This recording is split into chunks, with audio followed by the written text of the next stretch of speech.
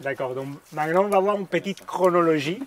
On va faire une petite promenade dans l'histoire pour comprendre quelles sont les origines de cette domestication du monde végétal qu'a fait l'homme et qui a vraiment changé notre histoire sur la planète, qui a modélé tous les écosystèmes existants dans la planète et qu'à jour d'aujourd'hui, c'est les facteurs clairement qui plus met en danger la continuité de notre propre existence, peut-être dans les prochains siècles à venir. Donc, on voulait vous faire un petit voyage, un peu pour comprendre ça. Déjà, on va passer 6 jours à parler d'agriculture, des terrains agricoles et tout ça. Et on voulait faire un point un peu pour partager avec vous des connaissances, des bases sur quelles sont les origines de ça et pourquoi il y a certains trucs qui ont apparu dans quel moment de l'histoire. D'accord? Et faire aussi une lecture agricole de l'histoire. Comprendre comme l'agriculture, en fait, est à l'origine et à la base de tous les grands événements que dans notre imaginaire collectif, dans notre culture, on a. Comme les grandes guerres, les invasions, les mouvements migratoires, des épidémies. Donc on va faire une petite topo de tout ça pour que vous prendrez conscience vraiment de l'énorme poids que l'agriculture a eu et qu'à jour d'aujourd'hui continue à avoir. D'accord? Donc pour ça, simplement, on va déjà vous lancer la question de en quel moment l'homme a commencé à domestiquer le monde végétal à son profit. Le monde végétal. L'agriculture. La domestication, c'est le... Avec élevage ou... La domestication de mon animal, c'est l'élevage. Là, on est moins 8 Est-ce que tu comptes la cueillette ou pas? Est-ce que c'est pas la cueillette Non, vraiment un contrôle, une maîtrise sur la plantation, la pousse des plantes, la récolte de cette... Pardon, disait Romain, tu disais? Oui. Autour de 8-9 000 ans avant Jésus-Christ. Cette date, plus ou moins, pour tout le monde est clair. Avec Donc, élevage, peut-être qu'avant... 10 000 ans, d'habitude c'est la chiffre qu'on essaie de caler. 10 000 ans, où? Et cette région est plus ou moins définie pour...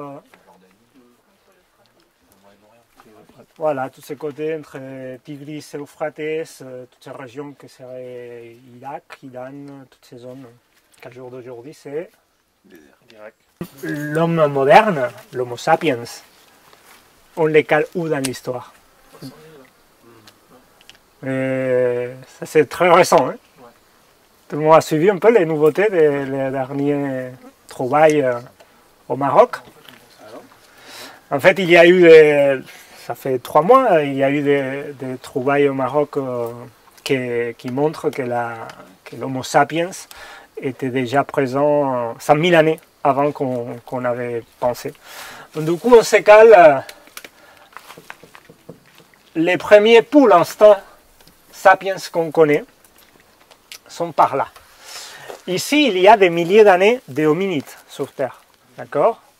Erectus, habilis, tous ces groupes-là, qu'on ne sait pas s'ils sont vraiment dans notre ligne, ou qu'il y a un moment où il y a eu plusieurs sortes d'hommes sur la planète. En tout cas, nous, on est les derniers représentants de ce groupe. Pareil. De ces 300 000 années, donc voilà, les 50 000 seraient par là. Alors, 10 000. Ça, c'est l'histoire de l'agriculture. À l'échelle de notre planète. Je voulais représenter ça pour vous faire l'idée de la petite fraction vraiment que ça fait ça, mais que ça fait un changement énorme. Et s'il y a eu tellement de milliers d'années de non-agriculture, il y avait quoi avant? Cueilleurs-chasseurs. C'est aussi un certain mythe qu'on a dans l'imaginaire de représenter la préhistoire comme des hommes voilà, qui vivaient en caverne et qui étaient chasseurs très actifs, qui vivaient surtout de ça, non, de chasser le mammouth et tout ça. Il faut dire aussi que ça, les études anthropologues les situent vraiment dans l'histoire moderne de l'Homo sapiens. Une bonne partie du temps, on a été beaucoup plus charognards opportunistes que des chasseurs actifs. Par la simple raison qu'énergétiquement, ça consomme moins d'énergie. Aller voler une proie que quelqu'un a chassée, ou choper une charogne, que chasser activement un truc. Donc voilà, ça c'est déjà pour nous descendre de cet imaginaire des chasseurs. Et ça demande toute une maîtrise de toute une série de techniques, de technologies autour du travail des pierres, etc. Et un travail de groupe, un travail mental, de prévision, la chasse qui est assez compliqué. Bon, en tout cas, pourquoi à ce moment-là de l'histoire et dans ces lieux-là, on a arrêté à cette vie de chasseur-cueilleur? Précarité dans le sens qui était... On a envie de pérenniser peut-être les civilisations. Intéressant ce truc qui sort, la civilisation. Est-ce que jusqu'à là on parle de civilisation? On n'a pas utilisé le mot encore. Non, c'est peut-être le fait qu'il y ait plus d'êtres humains. Voilà. Il y a une question de pression démographique. En fait, c'est plein de théories différentes qu'il y a, plus ou moins, j'imagine qu'il a été un mix comme tout, de tout, en différents lieux. Il y a la question de la pression démographique. Et on était déjà très nombreux, et les quotas de chasse étaient chaque fois plus restreints. Il y avait plus de concurrence entre les différents groupes pour se faire avec les proies. Donc ça, il y a un truc. Il y a un changement climatique à cette époque-là, plus ou moins, qui a asséché la terre. Donc du coup, il y a eu une descente aussi du nombre de proies et qui paraît qu'a conditionné ça. En tout cas, dans cette région, on situe à jour d'aujourd'hui la naissance de l'agriculture.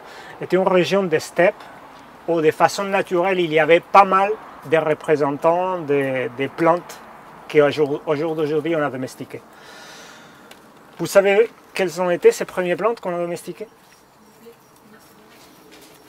Donc celles-là, il paraît qu'on était la deuxième génération de plantes domestiquées. Les premiers ont été des plantes à almidon, tubercules surtout. Sort des gnam, gnam on dit en français, gnam, taro, des trucs comme ça. Et après d'essayer de mettre en culture ça, il y a eu l'apparition des cultures qu'on appelle secondaires, qu'en fait c'est les mauvaises herbes des cultures premières. Donc, que c'est les céréales. Il y a eu pas mal dans ces régions, il y avait déjà des récoltes depuis longtemps des céréales sauvages, surtout seigle et d'autres. Et le fait de mettre en culture certaines zones, donc a fait qu'il y a eu la gestion des mauvaises herbes, et ce seront des choses que on va parler longtemps ces 3 jours. Et ces mauvaises herbes ont devenu des cultures à la fin aussi. On ne sait pas si simplement par impossibilité de gestion des champs, parce qu'ils étaient trop énervés. Et à la fin, on a dit, écoute, peut-être on va faire un profit de ça. En tout cas, les céréales sont venues un peu plus tard. Et il paraît aussi que l'usage de ces céréales en cueillette a fait que l'alimentation, la nourriture des êtres humains a changé. Les habitudes liées au nomadisme qu'obligeait la chasse-cueillette faisaient que la natalité était plus réduite. Et les changements de diète à une diète plus riche en carbone, en hydrate de carbone, comme on dit en français, des glucides, des trucs énergétiques, a fait qu'elle a augmenté la prolificité de l'être humain. Donc avant, les femmes avaient moins d'enfants. Et quand on a commencé à faire une alimentation riche en céréales, la natalité a explosé aussi. Il y a aussi une théorie avec le fait que comme ils étaient plus nomades, les femmes allaitaient moins longtemps et du coup il y avait le retour de couche plus rapide et du coup il y avait plus de natalité. Voilà, lié aussi à ces trucs-là. Ouais. Avant la lactation, voilà, pouvait durer plein d'années, donc du coup ça retardait la possibilité d'avoir de nouveaux enfants. Et vous pensez aussi, vous situez, casse un peu ce romanticisme de la vie au Pléistocène supérieur, ouais, on était chasseurs-cueilleurs, la vie était géniale.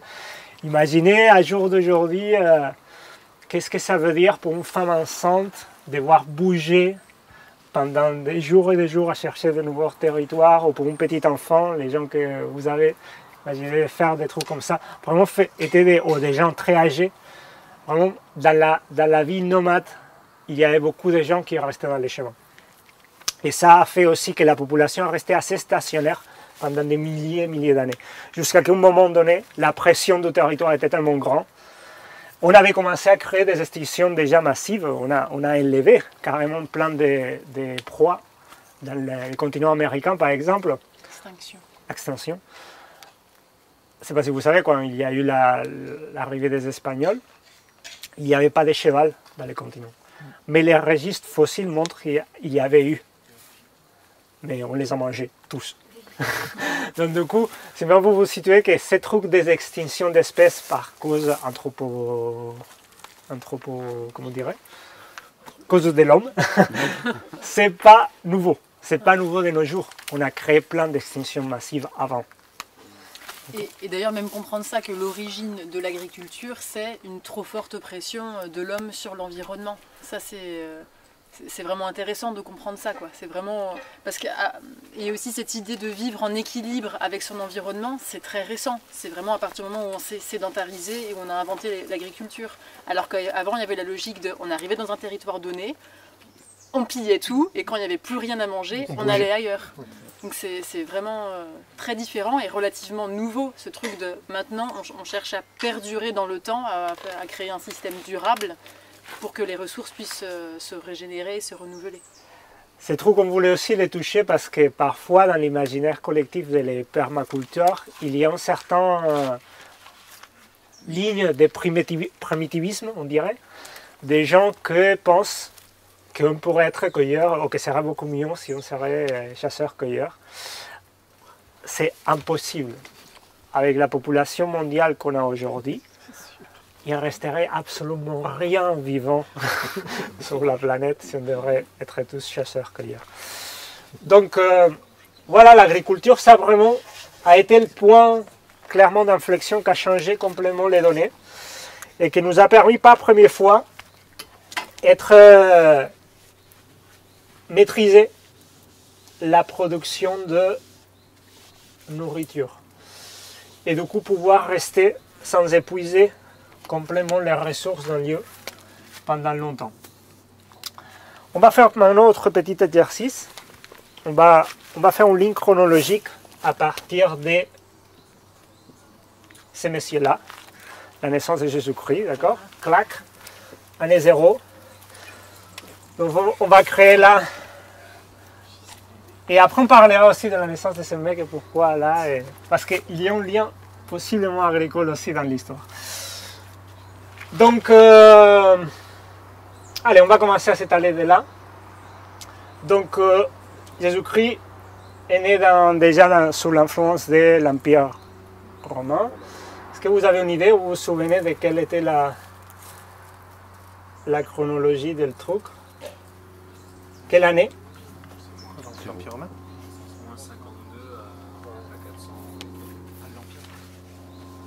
Bon, moi, je ne le savais pas jusqu'à ce que j'ai monté cette formation. Donc, 27 avant Jésus-Christ, 472 après. Donc, on va faire des divisions. Là, je l'avais monté comment cette histoire. Des 100 en 100. Donc, ça, c'est des lignes de 100 années. Un siècle, et de là on va faire d'autres divisions parce que sinon on ne va pas avoir suffisamment de place. Donc à partir de là c'est 1000 ans et à partir de là chaque séparation c'est un siècle, d'accord? Parce que sinon je n'aurai pas de tableau pour expliquer ce truc. Ok, donc l'empire on les calera par là. Mais on va aller aux origines, donc du coup, 1000 années, 1000, 2000, 3000, 4000, 5000, 6, 7, 8, 9 et 10. Premier système agricole qui s'établit, première sédentarisation dans 7 coins de la planète qu'on appelle les croissants fertiles. On a vu les causes, on va voir comment a évolué ça au long des années jusqu'à arriver à jour de nos jours pour avoir une vision d'ensemble. Vous vous souvenez, en permaculture, c'est important, cette vision holistique. C'est en comprenant l'ensemble qu'on peut entrer dans les détails. Donc, à votre avis, quand est-ce qu'apparut la première charrue? Est-ce que vous avez une idée? Est-ce qu'elle a été très récente? Pourquoi vous pensez qu'a été cette apparition? Est-ce que ça a donné quel changement?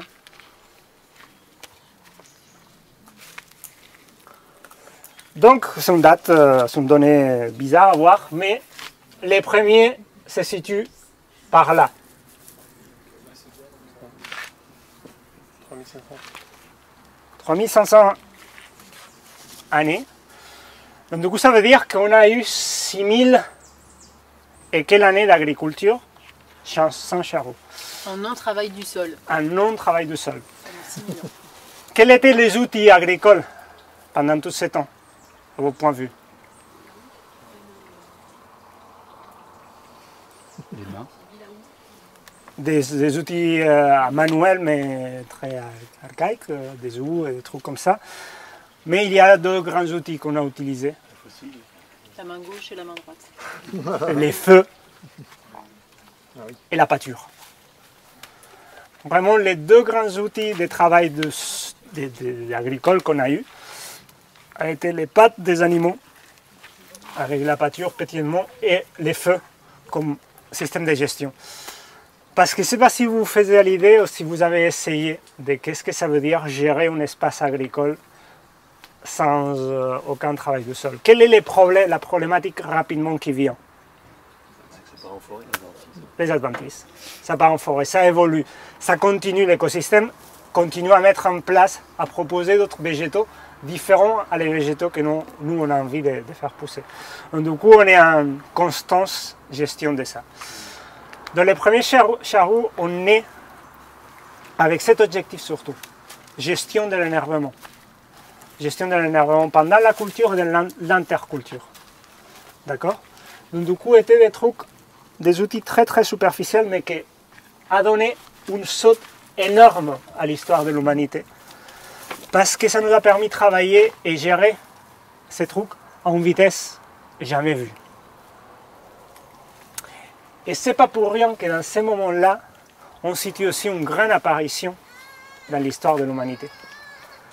Que c'est la ville, tu dis, les premières civilisations.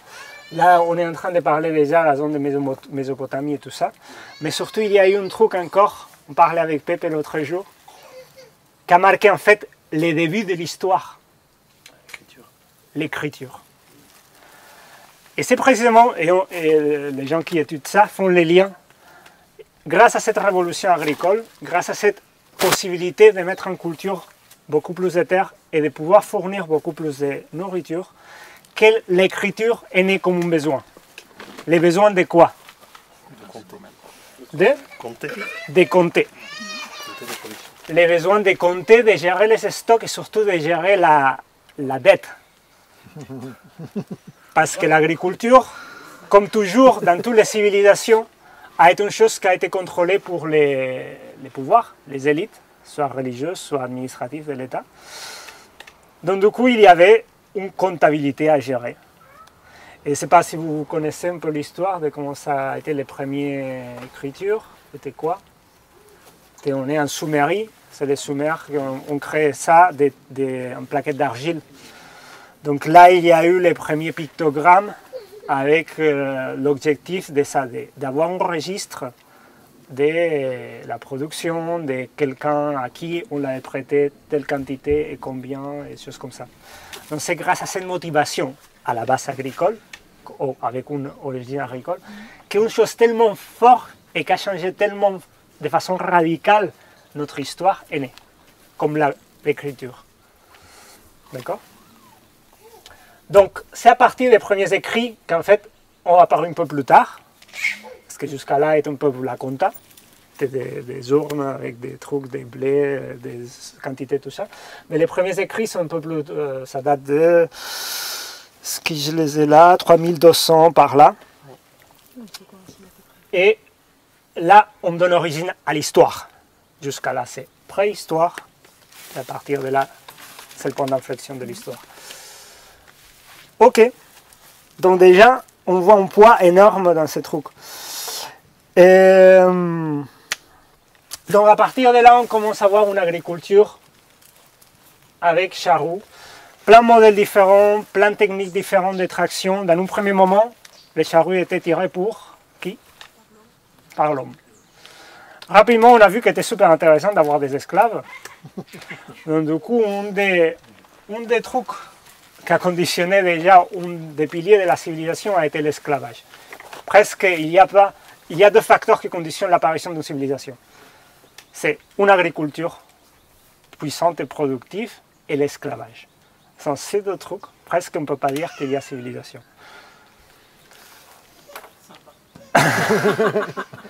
Donc à partir de là, charrue, avec plein de modèles différents qui évoluent, plus ou moins, sans beaucoup de changements, mais juste on arrive là, et c'est à l'Empire romain où il y a vraiment une extension, à cause de toute la colonisation qu'ont fait les Romains, de ces techniques agricoles, des charrues avec traction animale et culture de céréales annuelles.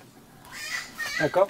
Jusqu'à là, on avait un mix, on était dans un système mixte de cultures semi-pérennes, des situations de pâturage, feu, mise en culture quelques années, on arrête, nanana. Pour la région où on était, toute la zone des croisants fertiles, le système a tourné bien parce qu'il y avait des apportations permanentes de plusieurs rivières. Donc, du coup, c'était des systèmes qui bénéficiaient d'un principe de permaculture très important, que c'est l'effet bordure. Ce n'est pas pour rien que la civilisation est née dans un lieu où profitait de plusieurs écosystèmes, plusieurs bordures. Il y avait les deltas, les rivières, il y avait l'eau, il y avait la mer. Donc c'était un lieu spécialement propice à cause de ça. Il y avait une richesse écologique très importante. Donc c'est là qu'on est les premiers trucs, là évolué. Bon, s'il y a un historien à la salle, excusez-moi le manque de perfection dans les trucs. Donc, Mésopotamie, plusieurs empires, Grèce, nanana, on arrive à l'Empire romain, qui s'étale partout la région méditerranée, en mettant en route ce système de céréales et de charrues et de cultures annuelles. La fin de l'Empire romain, beaucoup d'historiens à jour d'aujourd'hui, quel est le truc que vous avez écouté à l'école, comme vous l'avez étudié? La fin de l'Empire romain a été donnée à La chute de Rome en 472. La chute de Rome en 472 par les barbares. Voilà, il y a eu les pressions des tribus barbares, etc. Et plusieurs... Mais quand on rentre dans les détails, l'Empire était déjà très affaibli pour plusieurs années de mauvaises récoltes. Et parce que dans toute la région où ça avait établi ce modèle, on avait perdu énormément de sol et de fertilité dans les terres. Donc, du coup, on enchaînait un peu famine après famine, les pressions des guerres, toutes les dépenses énergétiques que supposait une guerre, à niveau alimentaire, vous voyez plein de gens là et tout ça. Donc ça finit pour épuiser l'Empire. Et un truc important, si ce mec est né là, et ce mec a été tué pour l'Empire, pourquoi à la fin l'Empire était chrétien? Pourquoi Rome a pris comme idéologie spirituelle le christianisme et l'a étalé partout? Donc une des logiques explications qu'on donne à cet effet, c'est qu'à la fin, Rome avait été un peu la version de l'opulence, du gaspillage énergétique et de la création de civilisations en stratification des élites, des commerçants, de la pyramide vraiment hiérarchique. Et il y a un moment où cet gaspillage socialement fomenté pendant plein d'années n'a pas pu continuer. Et du coup, les élites se sont aperçues qu'il était super intéressant de prendre une idéologie spirituelle qui allait dans la ligne de l'austérité. Qui prenait la sobriété. Qui prenait la sobriété. Heureux les sobres, heureux les pauvres. Donc voilà. C'est une des explications qu'à jour d'aujourd'hui, pas mal d'historiens donnent à ce fait qu'il y a un moment donné, l'Empire a passé comme religion majoritaire au monothéisme catholique. Et la naissance de l'Église, une des choses qui conditionnera et qui à jour d'aujourd'hui conditionne plein de trucs de notre monde et qui surtout va donner une ligne constante aux périodes qui suivent après. Après l'Empire, on a Moyen Âge. combien de siècles? 10 siècles. Jusqu'à 15. Du siècle 5 par là, jusqu'à siècle 15. Donc, vous voyez un autre truc qui a été façonné, qui a été conditionné pour comment a été gérée l'agriculture et les conséquences de cette gestion. Tu peux noter ces trucs-là.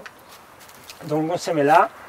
Donc on ne va pas beaucoup entrer dans les détails de ces Moyen-Âge. Vous savez plus ou moins la caractéristique qu'il y avait.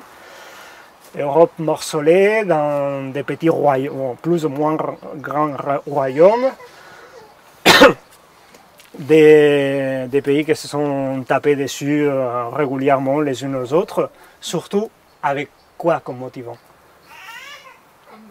Motivation principale des guerres, les terres, la gestion des terres. Et pourquoi les terres? Parce que la terre c'est pareil à espace agricole c'est pareil à production de nourriture, et nourriture c'est égal à richesse et pouvoir. Donc, là, vous voyez toute la suite, et là, on continue. Là, des paysans, voilà, dans la base de la pyramide sociale, une énorme population de paysans. Et après, tous les autres estaments. Mais tous entretenus pour la base d'une agriculture. Et toutes les choses historiques que plus ou moins ont passé, si vous cherchez plus ou moins la traçabilité de tel événement, vous tomberez sur quelque chose de caractère agricole, de nature agricole. Simplement, on va noter, on pourrait faire plein de trucs, mais on va noter seulement un événement qui est assez fort et que tout le monde plus ou moins connaît, que c'est dans les années 1348. J'imagine que ça vous dit absolument rien. La peste, ça vous dit quelque chose? On considère que d'un quart à la moitié de la population d'Europe est décédée à ce moment-là. Je ne sais pas si vous faites l'idée de qu'est-ce que ça voulait. C'est très difficile, il n'y avait pas de registre à l'époque. Mais la peste a fait un massacre en Europe comme on n'a pas eu conscience avant, ni en aucune guerre, ni rien. Et là, l'origine de cette épidémie? Je sais que c'est arrivé à Marseille en France, mais alors après, ça venait par bateau. Alors après, d'où ça vient l'origine, je ne sais pas. On était un ensemble de trucs. Il y a eu plusieurs années de mauvaises récoltes à cause des gelées, des sécheresses dans différents lieux. Et il y a eu des conditions d'entassement de la population, des trucs très peu hygiéniques. Et aussi, il y a eu le truc de que la population était en dénutrition chronique depuis des années. Donc, du coup, voilà, une capacité de réagir très très faible. Donc voilà, un des événements plus gris qui a marqué complètement l'imaginaire des plans génération qu'on suit. À cause aussi d'un truc d'origine au lien fort avec l'agriculture. Et on va se caler autour des années 1500. Tu comptes les lignes, je ne sais pas à quelle année on est. 1500. Après, il ne nous restait pas assez de place si j'avais compté. Donc, du coup, j'ai décidé arbitrairement qu'on était à 1500 ici. D'accord, on est là. Ça fait mal le stylo noir. Donc 1500, donc plus ou moins fin Moyen-Âge, quel a été le point qui a fait le déclic? Tous les mouvements qu'il y a eu dès les débuts de l'exploration de sortir de la vieille Europe, et quelle a été la motivation des rois catholiques pour mettre des poignons là sur la table pour un mec qui voulait partir pour trouver une autre route, vers où et pourquoi? Les Indes, pour les épices. Pour les épices. Une autre fois, un produit agricole. Un produit agricole qui est un produit de luxe, hein. C'est pas un truc pour les peuples, ça. C'était un truc vraiment parce que la noblesse voulait avoir comment on dit ça, la vanille, la noix moscade, comment on dit ça? Noix de muscade. La muscade, des produits comme ça, pas des trucs vraiment alimentaires de base. Hein. Donc ce mec est parti, avec son théorie de que la Terre est ronde, donc du coup, pour l'autre côté, était possible, et patapam, trouve et découvre les continents américains. Et là, a été un des gros événements aussi qui a changé toute l'histoire. Parce qu'à partir de là naît les périodes des colonies. C'est pour ça qu'on a... Et les colonies surtout étaient un truc de recherche de terre. L'Europe était super massifiée, on était en manque de terre et il a fallu envoyer partie de la population excédent par là. Et il y a eu surtout un intérêt agricole dans l'histoire. Qu'après ça a étalé dans plein d'autres cultures comme les cotons, les tabacs, etc. etc. mais qu'à la base était pour les épices. Ok, donc 1492, Amérique et colons. Et bon, ça a été un petit voyage pour vous situer un peu. On va se situer maintenant dans l'histoire récente, que c'est l'histoire qui, à jour d'aujourd'hui, conditionne plus la situation mondiale qu'on a autour de l'agriculture. Mais déjà, vous voyez, et on a pris simplement certains points, mais vraiment, vous pouvez faire une lecture purement agricole de l'histoire de l'humanité. Pour cette chose que je vous disais, que c'est en fait, c'est la base, c'est le moteur. Sans ça, il n'y a ni culture, ni civilisation, ni guerre, ni gros mouvements migratoires. Tout à la base est conditionné pour un besoin fondamental qu'on a, que c'est nourrir. Et qui maîtrise ça a un pouvoir énorme. Donc du coup, tout au long de l'histoire, toutes les élites ont essayé de contrôler ça. C'est ça qui définit une élite, c'est qui peut contrôler ça. Si tu contrôles ça, tu es l'élite. Tu es qui bouge les fils. C'est pour ça que quand, à jour d'aujourd'hui, on se met beaucoup de questions sur qui gère le monde. Donc la réponse claire, ce n'est pas ni les gouvernements, ni toutes ces institutions mondiales qu'on a essayé de créer des gouvernements globaux. C'est les entreprises qui sont derrière la semence, l'agro-business, les contrôles des terres, la commercialisation. C'est eux, vraiment, qu'on sait pouvoir. On va faire une autre ligne parce que sinon on va être trop serré. Donc maintenant on se situe, on va mettre un point dans une chose qui vous touche de beaucoup, de très près. Année 1789. C'est quoi? Révolution française.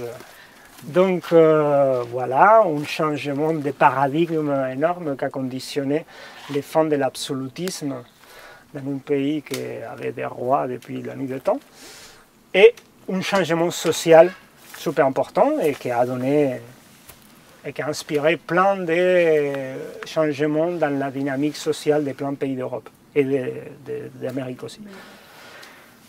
Moteur de cette révolution. Famille.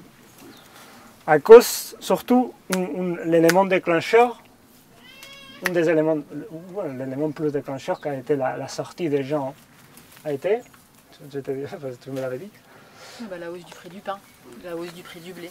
La hausse du prix du pain à cause d'un manque de blé, à cause de 2 ou 3 ans de mauvaises récoltes. Lisa Joanne, moi c'est une des seules données que j'ai retenues de mes cours d'histoire de seconde. Notre prof d'histoire qui nous expliquait que dans la France d'Ancien Régime, en ville, en cas à Paris, les foyers consacraient la moitié de leur budget au pain. Juste le pain. Ça m'avait fait réfléchir, je m'étais dit le nôtre doit être 0, je sais pas. Et qu'à la veille de la Révolution française, c'était passé à 90% du budget des foyers qui était consacré au pain. Et du coup, c'était plus tenable. C'est ça qui a fait exploser la poudrière. Donc par là, à cette date-là, il y a eu aussi une grande révolution comme celle-là qu'on parlait. Par là, intermédiairement, il y a eu plein, hein, comme la domestication et l'usage des animaux, des tractions animales, etc., etc. Mais là, il y a eu une autre super important. Vers le siècle XVIII, on a introduit des plans de rotation des bassins légumineuses. Un système de pâture artificielle avec des légumineuses, trèfle, sainfoin, luzerne. Ces trucs, à cause d'une caractéristique comme la légumineuse que tout le monde connaît, fixation d'azote atmosphérique, a fait augmenter la fertilité des terres de façon assez importante et surtout pouvoir s'en passer de laisser des terres en repos. Donc du coup, il y a eu la possibilité de produire plus d'animaux. Plus des animaux, ça veut dire plus de fumier. Plus de fumier, ça veut dire plus de retour de matière organique au champ. Ça veut dire plus de fertilité dans les champs. Donc cette petite innovation aussi a créé une révolution qui a été liée à une augmentation de la population. Chose que quelques années plus tard nous a abouti à une situation comme 1914, Première Guerre mondiale. Donc il y a eu plusieurs choses qui ont motivé ce truc. Déjà cette révolution a fait qu'il y a eu beaucoup de gens de plus, donc du coup beaucoup d'excédents à la campagne. Vous vous souvenez, on était dans les colonies, donc du coup on pouvait importer pas mal de trucs en faisant de la production ailleurs. Donc du coup des trucs qui revenaient en Europe. Donc du coup la production d'Europe était en concurrence avec celle-là. Donc du coup pas mal de mouvements de paysans qui n'avaient pas trouvé de boulot vers les villes, chose qui allait très bien parce qu'on était en train de démarrer un processus de création de l'industrie. Du coup, les paysans sont devenus des ouvrières. Les ouvriers qui ont grossi les bourses de misère dans les villes commençaient à s'organiser, à créer des dérangements pour les élites à niveau social.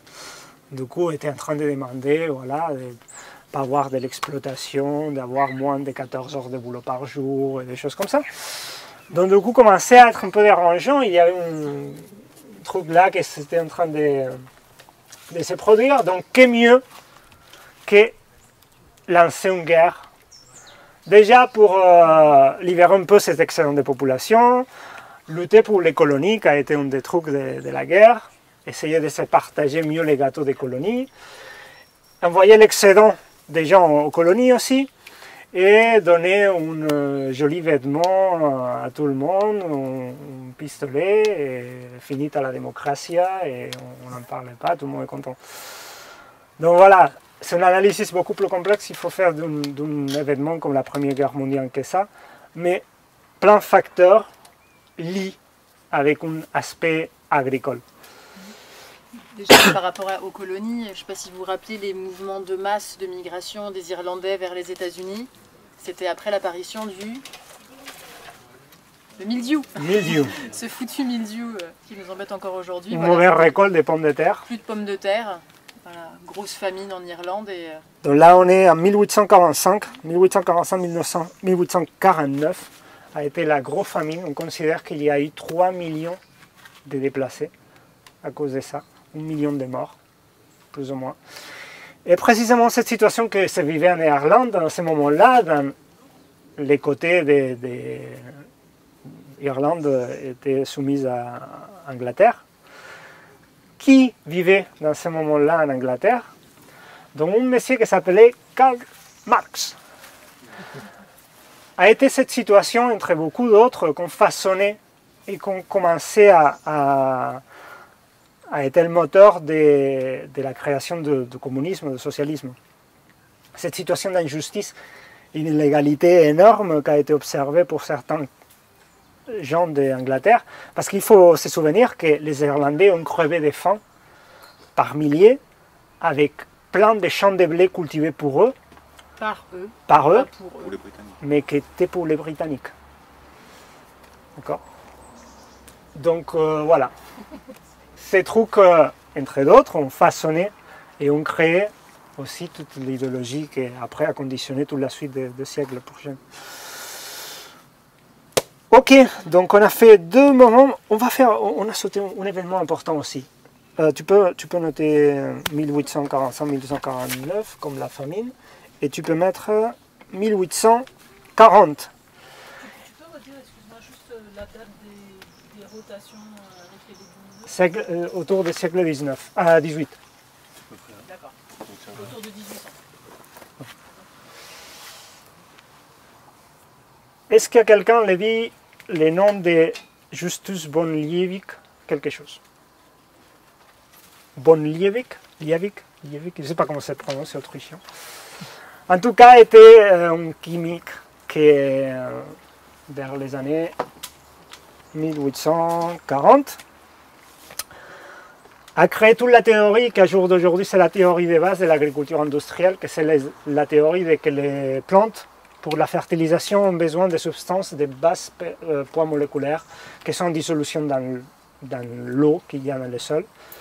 Du coup, a marqué les débuts de la fertilisation chimique, les fameuses MPK.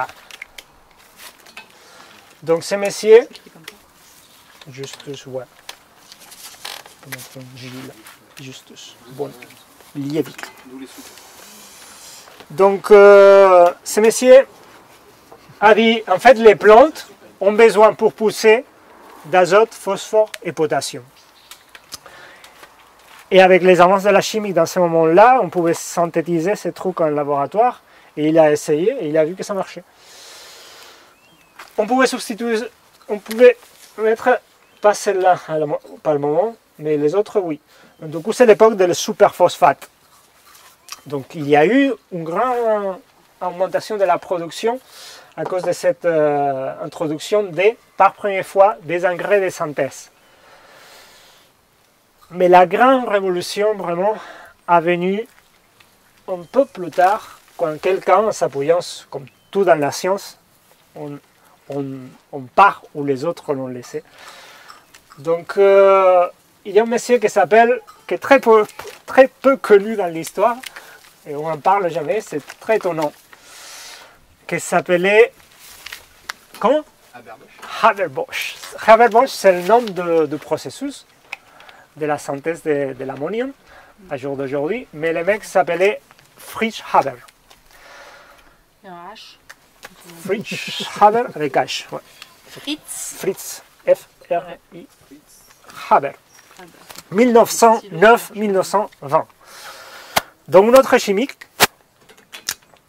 que lui, il a par première fois, depuis ici, toute l'histoire de l'agriculture était conditionnée pour la capacité des hommes de fournir à cette terre la fertilité. Ce bonhomme a détaché, a cassé une partie de cette loi naturelle à laquelle on était soumis tous, en disant on peut synthétiser certains de ces macronutriments, mais ce mec-là l'a fait pour l'azote. Il a créé un système de fixation d'azote atmosphérique à partir de mettre un processus industriel en mettant beaucoup d'énergie qui venait des combustibles fossiles. Donc du coup, c'est un processus, on ne va pas entrer dans les détails, en mettant de l'hydrogène, de l'azote sur des situations de haute pression, température avec un catalyseur, tu peux créer une molécule organique, l'ammonium, qui peut être une source d'azote pour les cultures. Ce truc a révolutionné complètement, et à jour d'aujourd'hui, nous, dans notre corps, on considère, et il y a des mesures faites, je n'ai aucune idée comment ils font ça, on considère que le corps humain a 1 kg plus ou moins d'azote. Chacun de nous a 1 kg. De ces kilos d'azote, la plupart d'azote que nous constituent vient de ces processus-là. On ne serait pas là sans ça. Parce que si vous vous faites à l'idée de l'implication, vraiment que la population mondiale à partir de ça a pris un croissement exponentiel parce que les cultures ont commencé à avoir des rendements comme jamais on les avait eus. Ça c'est quelque chose qu'on a tous vu dans nos cours de géographie, mais je ne sais pas si vous avez vraiment réfléchi sur le pourquoi. Vous voyez la courbe de population mondiale, puis tout d'un coup ça augmente de façon énorme. Et en fait la cause c'est ça, c'est parce qu'on a pu aussi grâce à la synthétisation de l'azote augmenter de façon exponentielle la production agricole, la production d'aliments et donc la population mondiale. C'est vrai que c'est pour ça que disait Joanne, c'est assez étonnant que ce monsieur, on n'en parle pas plus à l'école et qu'on, voilà, qu'on sache pas tout ça. Mais il y a une raison pour ça. Donc, des raisons, c'est, bon, vous situez 1900, tu peux le mettre 1909, 1920. Il y a eu le Nobel en fait, 1920. Bon, donc voilà, situez-vous dans l'histoire, 1920, on sort de la Première Guerre mondiale. Donc cette mec en fait a été derrière aussi les premières attaques chimiques de l'histoire. Vous vous souvenez, la Première Guerre mondiale a été la première guerre chimique. Donc c'était Fritz. C'était Fritz qui était derrière la production des premiers gaz qu'on a utilisés. Et chose curieuse de l'histoire, il a continué à bosser à ça. Sa femme était chimiste aussi. Sa femme s'est suicidée. En fait, sa vie personnelle était assez catastrophique. S'est suicidée après avoir vu quelles étaient les conséquences de ses travaux et tout ça. Donc, Fritz a continué à travailler un temps en Allemagne. Et il a été le créateur du cyclone A. Les gaz cyclone A, c'est un gaz qu'on a utilisé pendant la Première Guerre mondiale et qui a eu une petite modification, elle est devenu le cyclone B. Le cyclone B, je ne sais pas si ça vous dit quelque chose, étaient les gaz utilisés dans les chambres d'Auschwitz et compagnie. Le Messie était juif, donc du coup il a dû partir d'Allemagne, il est mort dans l'exil dans des conditions assez déplorables. Et voilà, et il a laissé comme patrimoine pour l'humanité ces trucs-là, dans un processus qu'à jour d'aujourd'hui, si vous mettez par internet, processus de Haber-Bosch, c'est connu comme ça. Donc vous trouverez toute l'info et que c'est le pilier des bases, que c'est la pointe de lance de toute notre agriculture conventionnelle, industrielle, vous pouvez l'appeler comme vous voulez. Ok, donc comme vous voyez, il y a eu une progression de tous ces trucs, mais jusqu'à là, on était soumis à des lois naturelles, bon, on peut dire jusqu'à là, des capacités de l'agrosystème de profiter des nutriments. Soit parce que les nutriments, on était capable de les fournir, nous, avec les pâturages, avec les fumiers de nos animaux, etc., des restes de récoltes, etc., etc., ou parce que on utilisait des plantes qui nous aidaient à fournir ces fertilisants. Mais à partir de ce moment, on a pu s'oublier de tout ça. On avait besoin pour rien de la nature, des lois naturelles. On pouvait faire tout ça dans des aseptiques sacs dans un laboratoire et les mettre dans les champs et avoir des cultures comme jamais on a eu. Ça, c'est la porte d'un processus qu'on appelle la révolution verte. Avant, même, on a vécu déjà sur nos territoires ça, la sortie de la Deuxième Guerre mondiale, ce système s'est étalé, 1945, et l'Europe était complètement démolie. Les Alliés avaient beaucoup d'intérêt à moderniser notre agriculture. Donc, du coup, vous connaissez toute l'histoire des plans Marshall et compagnie, une entrée massive de la mécanisation et de toutes ces engrais de synthèse pour moderniser une agriculture qui jusqu'à ce moment avait resté une agriculture paysanne. Donc à ce moment, coupe d'inflexion, on fait que l'agriculture passe à être un processus industriel. Et du coup, les produits alimentaires sont traités comme n'importe quel produit industriel, soumis à comme n'importe quel produit aux lois du marché. D'accord? Donc si tu veux mettre là 1945, on a des trucs importants.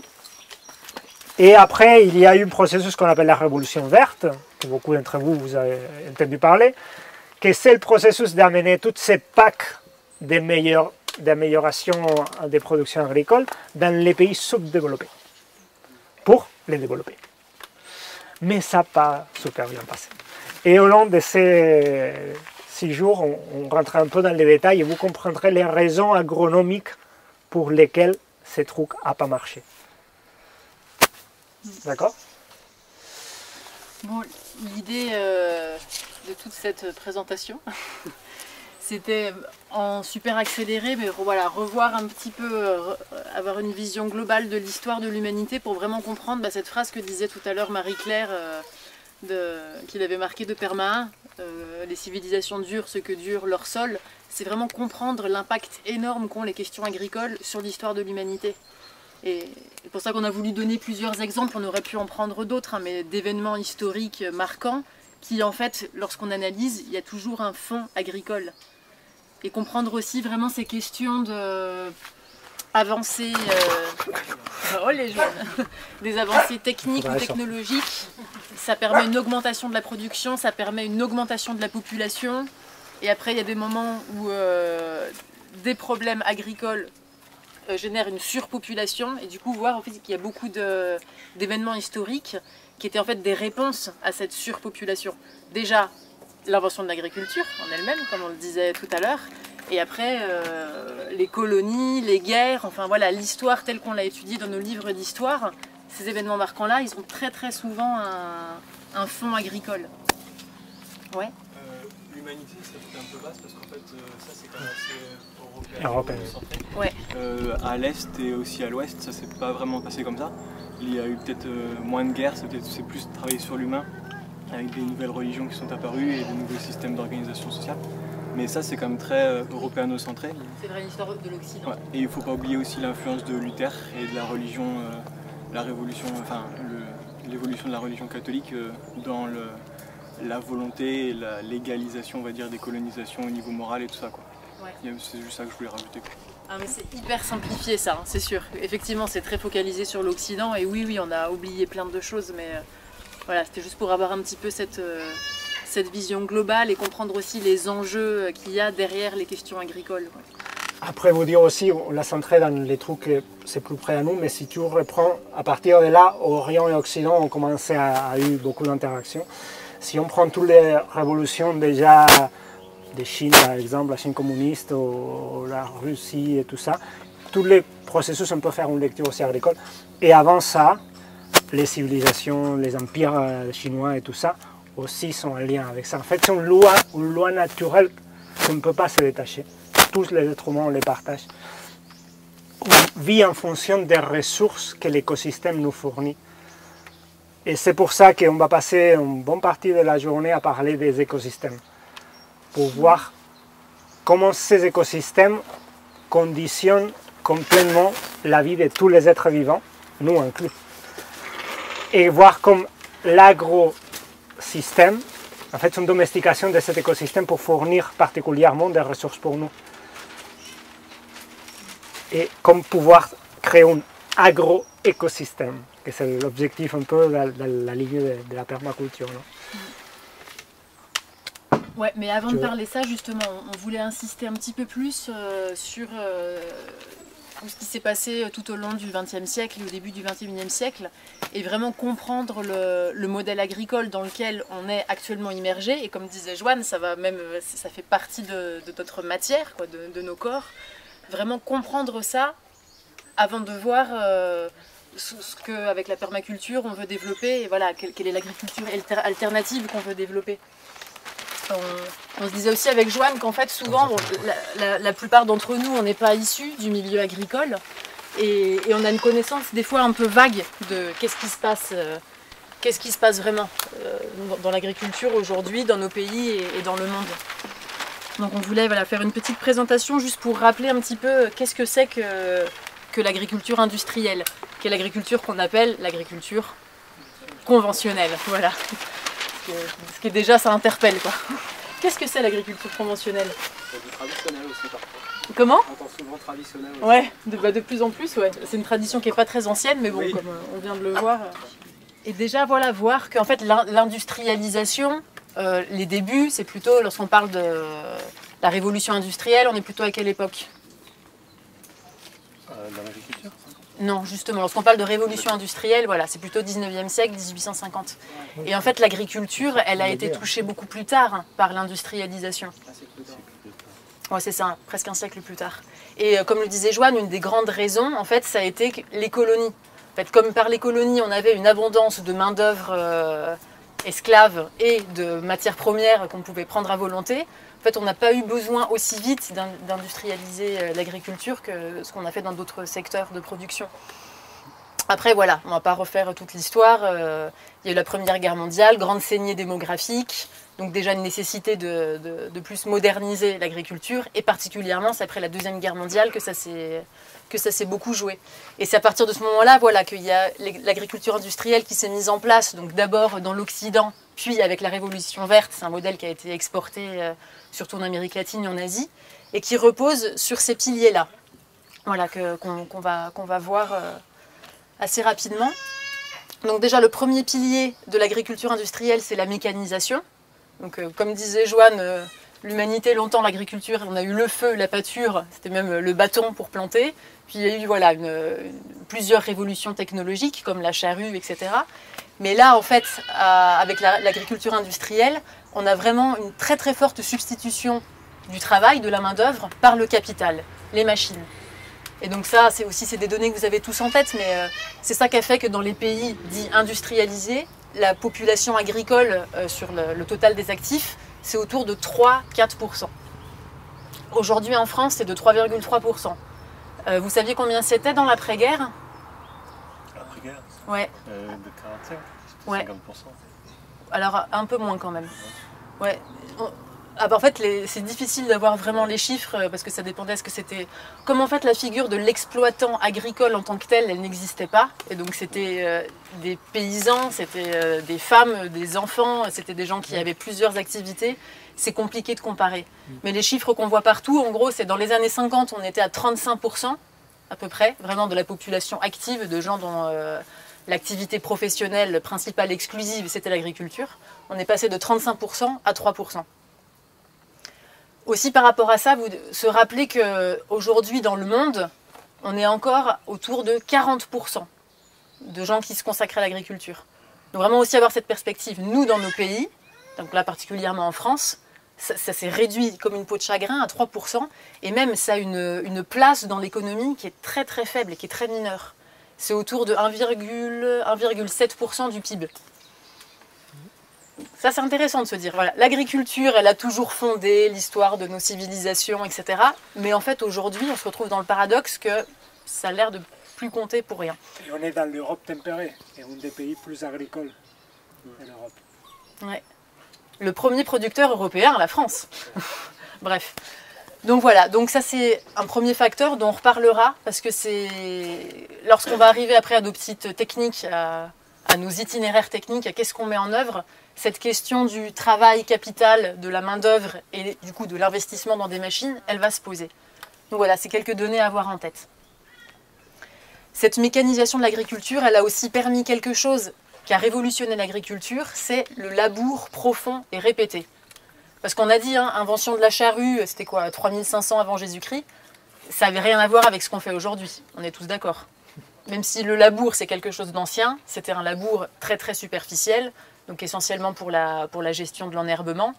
Mais à partir surtout des années 50 et de l'avènement de la mécanisation, on s'est mis à travailler le sol sur 50-60 cm de profondeur, plusieurs fois par an.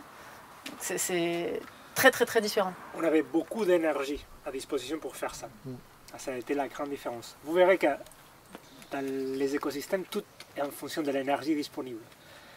Et pour la première fois, on avait beaucoup d'énergie disponible. Et donc c'est ça aussi qui a mené à une érosion et une dégradation des sols phénoménale. En gros, ce que l'Empire romain a mis des siècles à faire, mais ils l'ont fait aussi. Ils ont transformé en désert une bonne partie du pourtour méditerranéen qui était avant des zones extrêmement fertiles. Avec cette mécanisation, on a pu la faire en quelques dizaines d'années, voire dans certaines zones du monde en quelques années. La révolution verte dans les pays tropicaux, c'est ça. Vraiment, en quelques années, on a perdu le sol. C'est des choses dont on reparlera cet après-midi quand on parlera du sol, mais voilà, l'avoir en tête. Un autre pilier de cette agriculture industrielle, dont on ne parle pas très très souvent, je trouve, c'est l'irrigation. Donc il y a des travaux gigantesques qui ont été faits tout au long du XXe siècle, et on continue aujourd'hui, pour détourner les cours d'eau, faire des barrages. Là, quand vous baladez du côté espagnol, là, des Pyrénées, on voit partout, non, des énormes barrages, des énormes lacs. Et c'est ça en fait qui a permis que la surface irriguée de la planète, elle a explosé. Donc là, je ne sais plus trop les chiffres, mais je crois qu'en 2 siècles, ça a été multiplié par 30 ou 40. Voilà, on irrigue beaucoup plus qu'avant. Et aussi, avoir ce chiffre-là en tête, 70% de l'eau potable de la planète, elle sert pour l'agriculture. Donc voilà, même si on nous a martelé depuis qu'on est tout petit que c'est important de fermer le robinet quand on se lave les dents, etc., pour économiser l'eau potable. Mais en fait, l'essentiel de l'eau potable, elle est utilisée par ce modèle agricole. D'ailleurs, là, je n'ai plus non plus le chiffre en tête, mais se rappeler que cette agriculture industrielle, ce n'est pas l'ensemble de l'agriculture de la planète. On est d'accord. Il y a encore beaucoup d'agriculteurs, de paysans, qui pratiquent une agriculture paysanne. Ça, on en parlera un autre jour. Mais c'est cette agriculture industrielle, voilà, qui mobilise toute cette quantité d'eau potable. C'est presque le même chiffre, c'est 70% d'agriculture paysanne dans le monde, pour 30% qui fournissent aux pays développés industriels. Voilà, et donc ça a des impacts qu'on connaît aussi, hein, tout ce qui est pollution des cours d'eau, des nappes phréatiques, les algues vertes qui ont beaucoup embêté les vacanciers en Espagne, en Bretagne cet été et compagnie. Et surtout ce gros problème de non-reconstitution des ressources, essentiellement les nappes phréatiques. Donc là aussi une petite donnée intéressante, on estime que la production céréalière mondiale, si on respectait la reconstitution des nappes phréatiques, elle baisserait d'au moins 25%. Donc aujourd'hui, voilà, on est en train de pomper sur des ressources non renouvelables, en tout cas au rythme auquel on pompe dedans, et c'est aussi sur ça que c'est basé. Dire aussi, parce qu'en fait tout est lié, mais ça c'est aussi lié à la question, on en parlera après, de la manipulation du génome et des semences, c'est-à-dire qu'on a développé avec l'agriculture industrielle beaucoup de variétés, des semences, des variétés très productives, mais qui nécessitent beaucoup d'eau, d'une forte irrigation. Donc pour avoir cette productivité, on doit utiliser cette quantité d'eau avec les impacts qu'on connaît. Voilà, donc ça aussi on le gardera en tête lorsqu'on parlera de la gestion de l'eau ici à Canlao, demain chez Fred, et voilà, l'eau. Ensuite, la grande caractéristique de l'agriculture industrielle, c'est une marchandisation de tout le processus. C'est-à-dire que, d'abord, on va commencer par là, il faut tout acheter. Donc on achète la machinerie, ça c'est lié à l'endettement dont on parlera plus tard. On achète l'équipement d'irrigation, voire de plus en plus l'eau. Ça aussi, je pense que vous l'avez lu dans tous les médias, beaucoup d'experts prédisent que l'enjeu majeur des guerres dans le siècle à venir, ça sera l'eau, le contrôle de l'eau. Donc il faut acheter les machines, il faut acheter l'eau. Et ensuite, il faut acheter toute une série d'intrants. Déjà, les fertilisants. Donc là, j'ai mis forçage, parce qu'en fait, on ne peut plus vraiment parler de fertilisation. Ça, on en reparlera quand on parlera de la fertilité, mais Claude Bourguignon, il dit que la fertilisation, c'est vraiment ce qui prend en compte le sol, et le forçage, c'est vraiment juste donner aux plantes, voilà, c'est vraiment voilà, c'est la perfusion, c'est les plantes qui sont sous perfusion. Donc voilà, tous les fertilisants synthétiques, grâce à notre monsieur Fritz Haber et ses découvertes, voilà, le NPK. Les pesticides chimiques, donc fongicides, herbicides et insecticides. Voilà. Et le troisième intrant qu'il faut acheter, c'est tout ce qui est lieu avec la manipulation du génome, donc ce qu'on a appelé pendant très longtemps les semences améliorées, donc essentiellement les F1 et les OGM. Voilà, et donc il faut acheter tout ça, et ensuite, de l'autre côté, le marché c'est l'unique débouché. On est passé d'une agriculture paysanne nourricière, souvent vivrière, à une agriculture où tout est fait pour la vente. Et ça aussi, voir que c'est quelque chose de récent dans l'histoire de l'humanité. En fait, ça a commencé avec les colonies. Vraiment d'orienter toute la production pour la vente, pour la commercialisation. C'est quelque chose, avant les colonies, ça n'existait pas. On cultivait pour s'alimenter et on vendait les excédents. Alors que là, l'agriculture industrielle, le propre, c'est que tout est fait pour être vendu. Une donnée à avoir aussi en tête par rapport à tout ça, c'est que cette marchandisation, ces secteurs-là, c'est des secteurs qui sont hyper concentrés. Ça veut dire qu'il y a quelques multinationales qui contrôlent l'essentiel de ces marchés dans les deux sens. Donc dans celle-là, elle est bien connue, hein, c'est lesquelles? Bayer, Monsanto, en plus voilà. Vous en avez ici là, en venant là. Syngenta. Dupont. Et les Suisses là. Voilà, en gros, il y a une dizaine de multinationales qui contrôlent plus de la moitié du marché. Et il y en a surtout voilà, celle qu'on vient de citer qui contrôle l'essentiel de ce marché-là. Donc voir que il y a du coup des enjeux politiques très très forts. Et au niveau du marché, c'est pareil. C'est hyper concentré. Il y a quelques groupes, Cargill, Walmart, Carrefour, etc., enfin, qui contrôlent la plus grande partie de la vente d'aliments dans le monde. Donc voilà, ça c'est vraiment une des caractéristiques de ce modèle agricole. Une autre caractéristique dont on reparlera beaucoup ces jours-ci, c'est la rupture du cycle des nutriments. Vous vous rappelez, permaculture, circulation des nutriments, de l'énergie, etc. Là, en fait, on est dans un processus industriel complètement linéaire. On injecte des intrants et on sort des produits. Donc ces produits, ce sont les matières premières animales et végétales et une grande quantité de déchets. Et ça, en fait, ça a été, ce phénomène-là, il a été aggravé par le commerce international. En fait, les intrants, ils viennent tous de certains pays. En fait, l'exemple le plus typique, c'est la production de viande. Donc, le soja, c'est le grand intrant, qui vient essentiellement d'Amérique latine, aussi des États-Unis, mais beaucoup de productions qui viennent d'Argentine, de Brésil, etc. Donc, c'est des zones, en fait, où il y a une grosse exportation de nutriments, sans aucune contrepartie.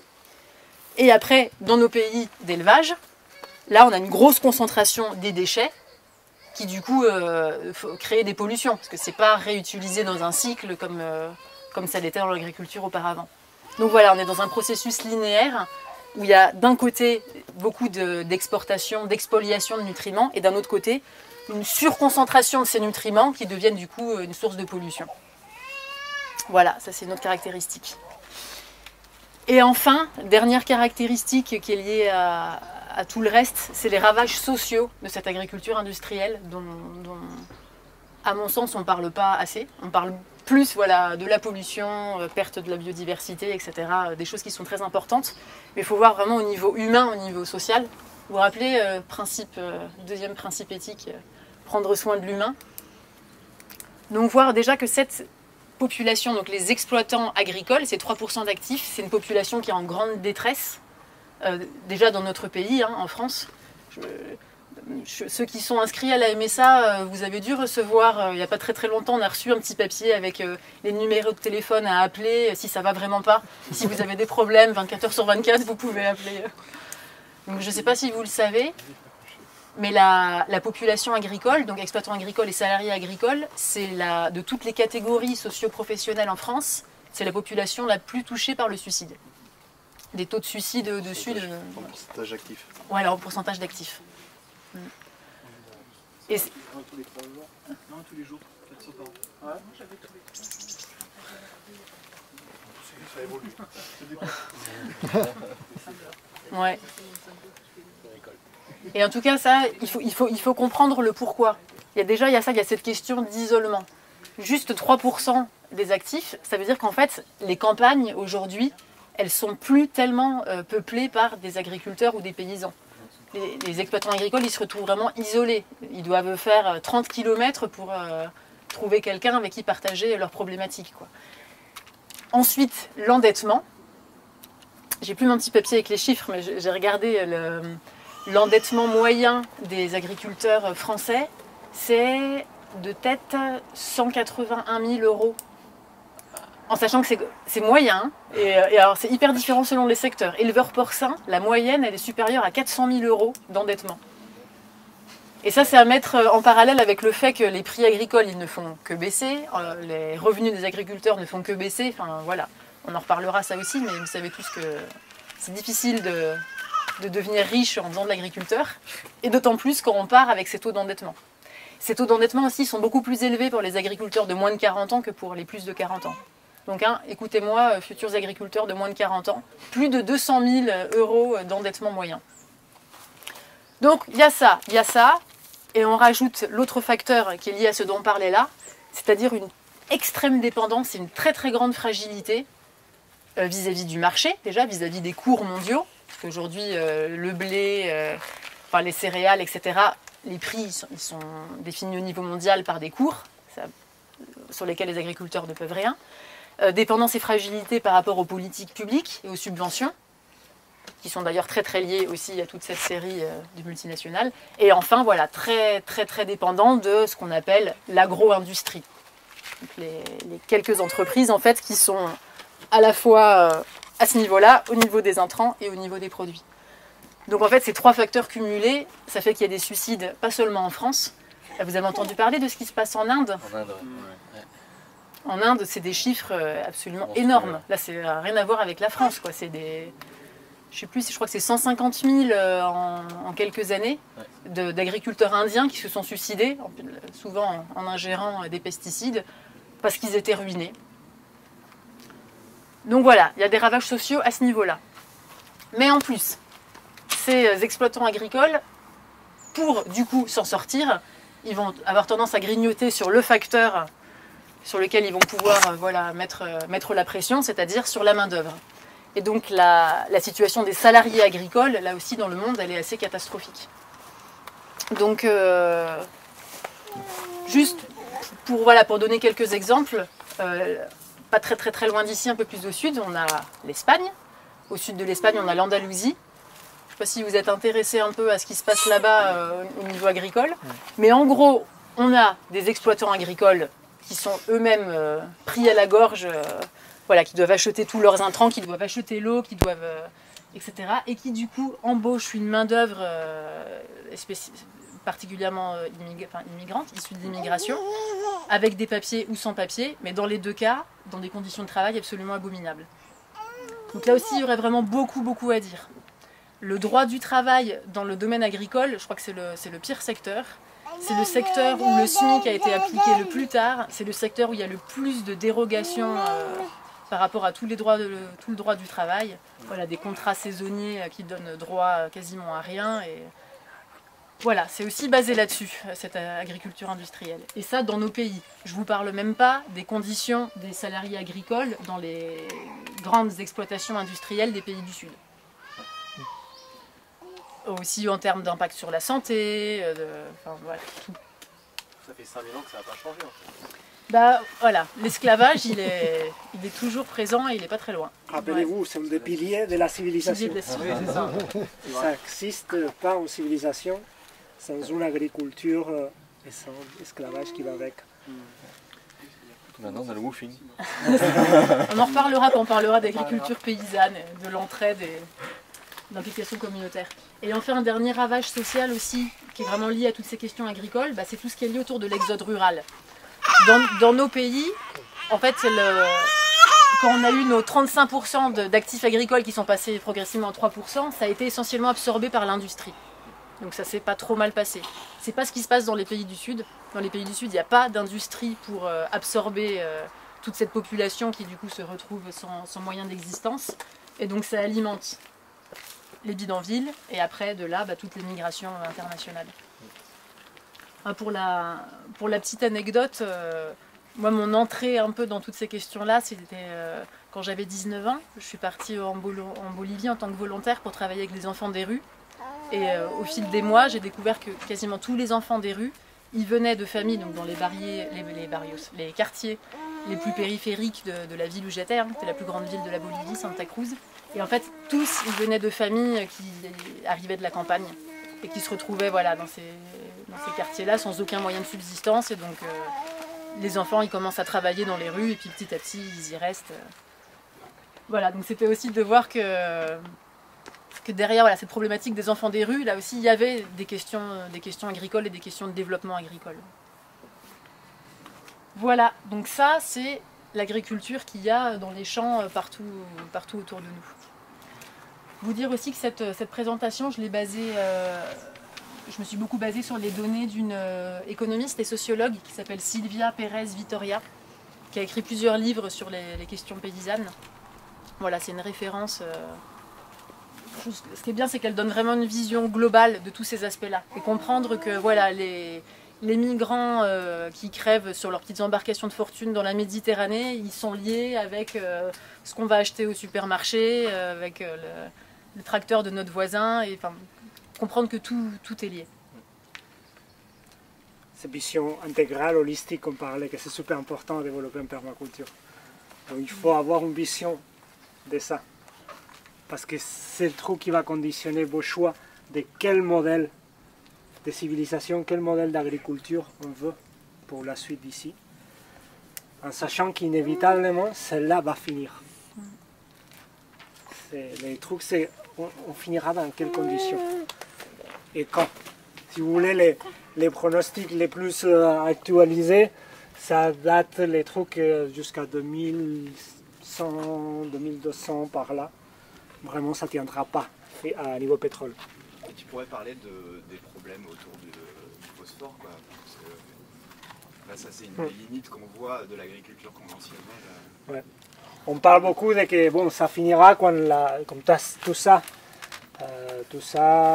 dépend de l'entrant d'énergie fossile.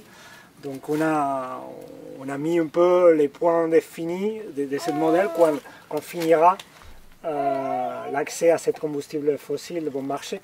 Mais sûrement, on va se trouver avec une limite particulière autour de cet élément-là, que c'est le pic phosphore, qu'on parle très peu dans les médias, mais que sûrement, avec l'actuel modèle agricole qu'on a, arrivera avant que le pic pétrole. Donc on va avoir des sérieux problèmes pour se fournir de cet élément. Déjà, comment s'appelait l'île que tu avais lue là? Ah oui, il y a une île dans le Pacifique qui a un gros rocher de phosphore. Quelqu'un comment? Ouais. Nauru, un truc comme ça. C'est une toute petite île qu'il y a perdue dans le Pacifique, qui en fait c'est super intéressant si vous pouvez voir son histoire, parce que c'est vraiment la caricature à l'extrême des ravages d'un délai de temps super court qui peut faire ce modèle dans une société. Ouais. C'était une île qui vivait voilà, avec pas beaucoup d'habitants, vivait de la pêche, une agriculture très basique. Et quand on a découvert qu'en fait ils étaient sur un énorme rocher de phosphore, donc il y a des entreprises qui sont venues pour l'exploiter, et c'est devenu pendant quelques décennies le pays le plus riche du monde. Et du coup, ce qui est drôle, voilà, c'est que donc, les habitants donc, sont tous devenus très très riches. Ils ont acheté des quantités énormes de biens industriels, de 4x4. Donc voilà, ils faisaient le tour de l'île en 4x4 alors que c'est une île minuscule. Et puis, à un moment, la ressource s'est épuisée. Et puis, boum. Et aujourd'hui, c'est un des pays les plus pauvres du monde. C'est devenu une espèce de déchetterie à ciel ouvert parce qu'il y a justement tous ces 4x4, ces magnétoscopes, ces télés, enfin tous ces trucs que les gens ont achetés à un moment donné et qui aujourd'hui ils n'ont plus la capacité de réparer ni de remplacer. Et maintenant c'est une île qui dépend complètement de l'aide internationale pour la survie de ses habitants. C'est où on voit les cartes à vide avec les trous partout dans le sol. Ouais. Oui, d'accord. Je crois qu'il y a une île dans l'Atlantique qui a été totalement aussi, mais c'était au tout début justement de la Révolution verte, qui était en fait une île de guano. Et les bateaux venaient en fait se coller à la falaise et ils prenaient la terre directement et ils partaient. Et maintenant en fait il n'y a plus de... l'île a quasiment disparu. Ouais. Donc ça se reproduit. Voilà. Est-ce que vous avez des questions? Est-ce que vous voulez qu'on creuse un peu, si on peut, de ces aspects? Tu as mis en haut là, eau potable, 70% de l'eau potable de la terre. Qu'est-ce que tu entends par eau potable? En fait, c'est... Les mots, c'est pas vraiment potable, c'est l'eau douce. Tu sais, il y a 3%, je pense, de l'eau totale de la planète qui est vraiment eau douce et d'usage qui peut être à disposition de l'être humain. Donc de ces 3%, qui est déjà très peu, 70 part sur ça, jour de jour. D'accord. Voilà, c'est l'eau douce, vraiment. Oui. Parce que moi, quand eau potable, ça me fait penser à une eau... C'est l'eau douce non polluée, enfin, qui est propre non seulement à la consommation, mais à la plupart des usages humains.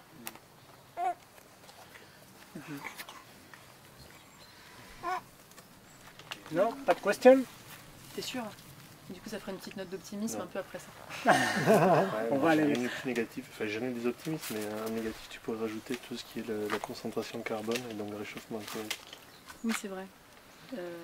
J'ai pas entendu. Ouais, la concentration de carbone qui n'est plus fait, puisque du coup les sols ne se renouvellent pas, donc il y a moins de carbone absorbé par le sol, donc désertification, donc réchauffement climatique. Enfin, on en parlera après manger logiquement cette érosion, en sachant que les sols est un des stocks plus importants de carbone, de CO2 de la Terre, en forme de matière organique et d'humus dans ces sols. Si on n'a pas de sol, tout ce carbone part quelque part. Donc ça part dans l'air. Peut-être que ce que je voudrais dire au final, c'est aussi comprendre ce que c'est que ce modèle, pour comprendre aussi, après nous, quand chacun d'entre vous vous retrouverez dans la mise en place de votre propre modèle, il y a la tentation de tout ça. c'est ce qui est facile, c'est ce qui est accessible, que ce soit voilà, au niveau de l'eau, au niveau des machines, au niveau des semences, quand même c'est vachement plus productif, surtout si je peux arroser et puis si je peux l'associer avec... Il y a cette tentation d'un modèle omniprésent et donc c'est vraiment important d'avoir cette vision globale pour être capable aussi de faire un pas de côté et de vraiment essayer de construire quelque chose d'autre. Et la permaculture, il n'y a pas que la permaculture. D'ailleurs, Sylvia Pérez-Vitoria, elle parle toujours d'agroécologie. Mais bon, moi je trouve que c'est extrêmement proche. C'est vraiment justement pour se donner des outils, des méthodes pour pouvoir faire ce pas de côté et développer quelque chose de différent. En s'inspirant beaucoup de ce qu'il y a eu avant, de l'agriculture pré-industrielle, l'agriculture paysanne, mais pas que. De toute façon, le retour en arrière, il est impossible. Particulièrement parce que l'agriculture paysanne, en fait, c'était vraiment une culture paysanne. C'était pas seulement un mode de production, c'était un mode de vie, une façon de concevoir le monde, qui est plus la nôtre aujourd'hui. Donc ça, c'est le souci qu'on a tous, même si on a envie d'être des nouveaux paysans, des néo-paysans. En fait, moi, j'ai rien à voir avec mon arrière-grand-mère et mon arrière-arrière-grand-mère. Je suis pas la même personne. Je n'ai pas les mêmes besoins, la même vision du monde. Je pourrais pas revivre comme vivait je dis mon arrière-grand-mère, il faudrait même, dans mon cas, aller chercher encore plus loin. Mais... Donc voilà, il y a vraiment tout un gros enjeu de qu'est-ce qu'on construit après, quoi, le post-industriel. Sylvia Pérez-Vitoria, elle parle même de l'après-développement. Parce qu'il faut comprendre aussi que toute cette logique-là, elle est intégrée avec la logique de développement, d'accord, de croissance et de modernisation de l'agriculture. Après, il y a de l'espoir quelque part, parce que je trouve qu'avec les nouveaux moyens de communication, il y a aussi toute une connaissance qui est en train d'être établie partout dans le monde entier. Enfin, je sais, je peux discuter avec quelqu'un qui est à l'autre bout du monde et qui peut avoir les mêmes problématiques dans son pays, et essayer de mettre en place des alternatives. Donc quelque part, et je trouve qu'aujourd'hui, il y a un moment aussi très important qu'on vit aujourd'hui. Et comme des fois un rejet de ce qu'on a connu depuis tellement longtemps pour essayer essayer d'inventer quelque chose, un nouveau paradigme, j'ai l'impression. En fait, la difficulté, c'est vraiment d'inventer un nouveau paradigme. Ce qui se passe beaucoup aujourd'hui, en fait, si on reprend ce schéma, c'est qu'il y a des changements qui se font à certains niveaux, mais pas à tous. Au final, lorsqu'on parle d'agriculture biologique aujourd'hui, en général, on n'intervient que là. Et un petit peu pour les OGM, même si c'est en débat.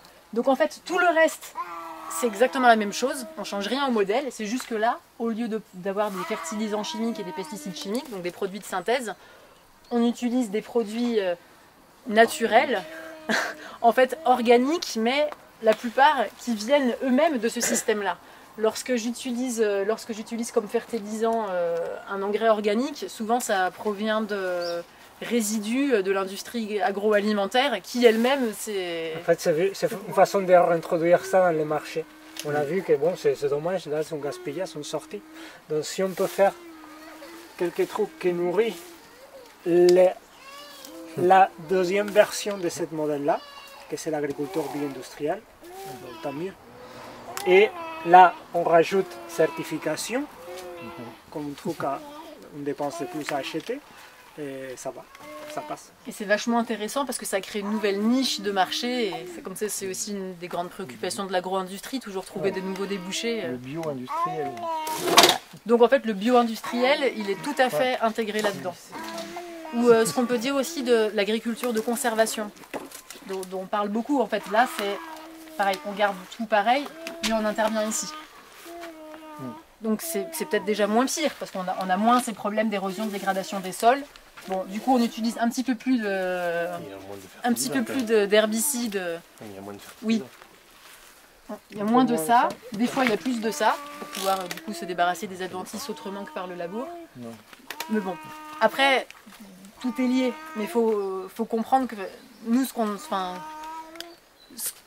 voudrait mettre en place et ce qu'on pense que ce que prône la permaculture, en particulier aussi avec ses valeurs et sa vision éthique, c'est pas des changements ponctuels, mais en gardant la structure telle qu'elle. C'est vraiment changer la logique du système. C'est ce qui s'est passé à Cuba quand ils n'ont plus accès à tout ce qui était pesticides, essences, etc. ils ont été obligés de se mettre à la permaculture malgré eux, quoi. De trouver des solutions sans les produits chimiques. Là, on touche les points clés de tout ça. Et c'est, comme vous voyez au centre de cet schéma, comme vous expliquez, c'est le centre du Redin. C'est ce travail sur ça. Là, derrière tout ça, il y a des consommateurs. Et c'est le choix de consommation qui détermine les choix de production. Et c'est le choix, Marguerite disait, cette agriculture, un gros changement qu'il y a eu avec l'agriculture paysanne, c'est que l'agriculture paysanne était nourricière. Cette agriculture n'est pas nourricière. Cette agriculture va dans la ligne de combler l'excentricité d'une partie de la population mondiale. Cette agriculture va dans la ligne de, si je veux, en plein décembre, avoir des poivrons rouges à ma table, je les ai. Cette ligne va dans les trucs de si j'ai envie de manger des gâteaux jusqu'à mourir de cholestérol, je peux le faire. Je veux manger mon truc de chocolat tous les jours, même si c'est un produit qui se fait à 10 000 km de distance. Cette agriculture ne va pas dans la ligne de nourrir l'humanité, va dans la ligne de combler des excentricités de consommation. Et elle va surtout dans la ligne de générer des profits et de rentabiliser ses investissements. Et de créer de la dépendance aussi. Là, tout est basé sur la dépendance. Dépendre en fait. Que des... On parle de l'excentricité, enfin tu dis ça, mais il y a aussi le fait qu'on peut aller vers un système social où il y a de la santé, des infrastructures, des écoles, enfin ça c'est aussi une conséquence de l'agriculture industrielle, c'est la libération d'une certaine capacité de travail des sociétés pour aller vers une autre production, quoi. Alors je suis d'accord, il y a des abus et en même temps il faut réfléchir. On est prêt à faire la renonce de ces bénéfices del côté positif de la monnaie. Pour ne pas perdre ces acquis sociaux, de santé, etc. Est-ce qu'on ne peut pas remplacer ces acquis sociaux par un bien-être qui vient d'ailleurs? Mais après, si c'est bien fait, pourquoi pas. C'est tout l'enjeu du nouveau paradigme. Je ne suis pas sûre que ce soit dans le remplacement, je crois qu'il faut se reposer la question de quels sont nos bien-être. Oui, c'est pas un remplacement, c'est une mobilisation d'énergie, c'est un mouvement qui va aller vers. Et aussi peut-être que certains mots aussi sont issus de ce modèle-là. Oui, tout à fait. Ouais, mais complètement, oui. Donc oui, le débat c'est là, sur la table. Comme privilégié de ce modèle, comme maximum bénéficiaire de ce modèle-là, qu'est-ce qu'on est en train d'accepter de renoncer? Parce que j'ai peur... Voilà, tiens. Non, moi j'ai le micro. Ah, ton micro, c'est pire. Garde-la. Ça y est, elle a mangé le micro. Est-ce qu'on est prêt à perdre nos privilèges? À la fin, comme toutes ces trucs dans l'histoire, c'est une lutte de privilèges. C'est un petit peu la caractéristique d'une civilisation, hein. C'est la concentration. C'est un truc de pouvoir, c'est lié au pouvoir. Qui gère les pouvoirs et... Maintenant, nous, on a le pouvoir. Il y a la société, on est les groupes humains, cette fameuse 20% de la population mondiale qui profite des 90% de ressources de la Terre. Donc c'est clair, on est les privilégiés de l'histoire. Donc, dans ces modèles que disait Vincent, de cette société de bien-être, de confort qu'on a créé, quelle partie on est prêt à remettre sur la table pour pouvoir partager les trucs et pour ne pas avoir cette modèle-là qui en fait on sait qu'il y a des dates de périmer. Le truc c'est qu'on ne sait pas vraiment quand et les scénarios qu'il y a après peut aller de les plus dantesques ou on peut aller à la création d'une transition, que c'est le truc que propose des mouvements comme la permaculture, comme l'agroécologie, d'aller vers une descente énergétique. Et ça, c'est le truc qu'on va parler pendant tous ces jours. En fait, c'est un truc d'énergie à la fin qu'on est en train de parler. C'est quelle quantité d'énergie on utilise chacune de nous dans nos actions du quotidien. Il y a vraiment ce débat en fait, qu'on a initié sur un modèle où finalement on vit bien, on est éduqué, on a quand même un certain confort. Et après le modèle où on va dire qui est vachement critiqué aussi par certaines espèces, le modèle permaculturel où on faisait tous crever la faim sur un demi-hectare et vivre très chichement. Et donc il y a ces deux oppositions. Et finalement, peut-être le moyen de réconcilier ça, c'est de dire que naturellement, il y a de l'abondance, et c'est juste la consommation énergétique qui déséquilibre cette abondance. Et en fait, on peut très bien vivre très nombreux en ayant du temps pour l'éducation, la société, le partage et la santé, et en travaillant pas tant que ça. Donc retourner vers quelque chose où tout le monde y trouve son compte, et ça serait possible, mais il faut passer par un changement de paradigme, quoi, ça c'est sûr. Ouais, 2-3 petits trucs que je voudrais dire par rapport à ce dont on est en train de parler. Déjà, rappeler encore une fois ce qu'a dit Pépé tout à l'heure, que cette agriculture industrielle, elle ne nourrit pas le monde. Il disait c'est à peu près 30% de la production alimentaire mondiale. Aujourd'hui, ceux qui nourrissent le monde, c'est encore essentiellement des paysans qui ne sont pas bénéficiaires de tout ça. Oui, et qui sont plus ou moins intégrés, évidemment. C'est pas juste ça, tout ça, ou agriculture paysanne qui n'est pas du tout là-dedans. Il y a plein de formules intermédiaires, mais voilà, c'est pas elle qui nourrit le monde. Et même, c'est curieux lorsqu'on se rappelle un peu le contexte historique, donc après-guerre, là vraiment c'était le message, hein, il faut reconstruire en particulier l'Europe pour pouvoir nourrir l'Europe, parce que là c'est vrai que les capacités de production alimentaire étaient très faibles. Pour en parler avec vos grands-parents, il y a eu comme des tickets de rationnement un certain nombre d'années, enfin, on a eu faim après la Deuxième Guerre mondiale. Mais en fait ce qui est curieux, c'est qu'à partir de la moitié des années 50, ça y est, on produisait largement ce qu'il fallait pour nourrir tout le monde. Mais on ne s'est pas arrêté là. Et en fait, au contraire, une des grandes problématiques de cette agriculture-là, c'est la surproduction. Et c'est intéressant, et du coup, lorsqu'on se demande mais en fait, pourquoi est-ce qu'ils ne s'arrêtent pas, pourquoi est-ce qu'ils ne produisent pas moins, si on a trop de lait, trop de blé, pourquoi est-ce qu'on ne produit pas moins? En fait, c'est pas possible, parce que la logique de ce système, c'est toujours plus de profit, croissance de l'entreprise pour rentabiliser les investissements. C'est une logique financière et une logique industrielle. Donc c'est pour ça, l'objectif c'est pas de nourrir le monde. L'objectif c'est rentabiliser les investissements et générer du profit. Donc vraiment comprendre, je dis pas qu'il ne faut pas avoir des considérations économiques. Rappelez-vous, en permaculture, la viabilité économique de nos systèmes, elle est aussi très très importante. Mais ça ne doit pas être la motivation, l'éthique première de tout le système. C'est ça là le problème qu'on rencontre. Et après, bon, c'est tout un débat qu'on pourra plus avoir à l'heure du repas, mais cet argument les bienfaits de notre société industrielle, de l'école et des avancées technologiques qui font que mon oncle qui a un problème de santé hyper rare et hyper grave, il a été sauvé grâce à une technologie de pointe où s'il n'y avait pas eu tout ça, il ne l'aurait pas eu. Ça, c'est des choses qui sont quand même aussi importantes à vraiment réfléchir et déconstruire. Parce qu'au nom de ces bienfaits ou de ces avancées, on a tellement détruit.